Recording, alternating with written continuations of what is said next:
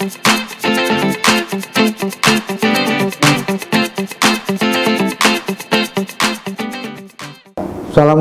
warahmatullahi wabarakatuh. Saudara lu menum aso surga. Orangnya katanya merumpok lam ba Hira TV channel. Yang orangnya katanya tanek metutu bacut ke bah cara ngurung Aceh. Cara ngurung Acehnya nyo jita kalan wate bak semubun wate tengku gubernur Siluha bak semubun gupegah guputuri bagi alih Eluha di Siluha itu bah hai tengku dengan tengku gubernur alih iji kaji itu bah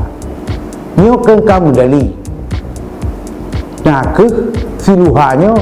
cara Siluhanya ikiuji manyang menyahana hala mungkin waktu tunggu baru gubernur alih iji kaji iba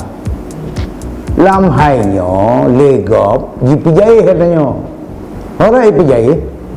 itama jipegah alih Eluha bah hai tunggu kacok purih kuno po Eluha kacok nuga kuno po tunggu waktu menau nyo sang-sang kapal hidat Siluha karena apa kan kaya pejayih lewat lain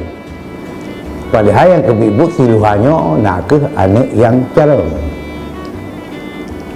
melancip Pak Lom tanah itu cara nguraceh cara nguracehnya jip dah dengar waktu itu pegah lam tutu awal kip nam sih anime pelayang nyo na tutu hinan tapi layang bumutop lawal kip atau na urang yang bengeh watai bengeh khun kusipak wawal kip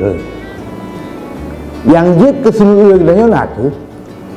pajan pun dia gitu awal kip pajan dia gede ulangnya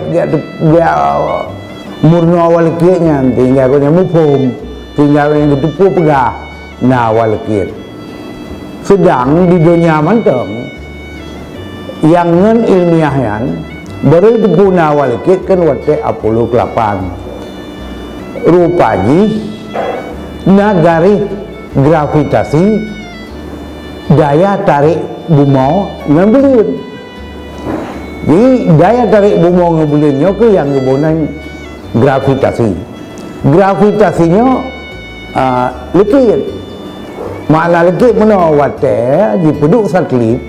yang satelit dipedukkan bak garis gravitasinya sehingga satelit hanya jatuh pakai hanya jatuh karena lekit menang teori lekitnya kabutui teori Aceh cuma jaman hanya jebolan gravitasi igotnya yang lagi tepu karena yang bunuh hanya jatuh mau mana lekit ke malam ilmiah laweknya secara akademis secara ilmiahnya kagikun garis gravitasi melancip tak ilom Pak Lom cara kita yang kita kalan wate Jimmy Carter dipegat teori Star Wars atau perang bintang yang tak itu diuraceh digoknya ternyata lam cair ke kana luk rebelin katrin rat bintang nanggro tengah perang holome kata nyo kan gitu nyok dali nak uraceh kagak dupu bak sabah masa antu nyo kenyekna perang antar planet karena luk rebelin lontar bintang cuma cari itu dunia cara ngonya dia waknya astronot segala macam yang dia rebulin itu digoknya dia rebulin gutren rak bintang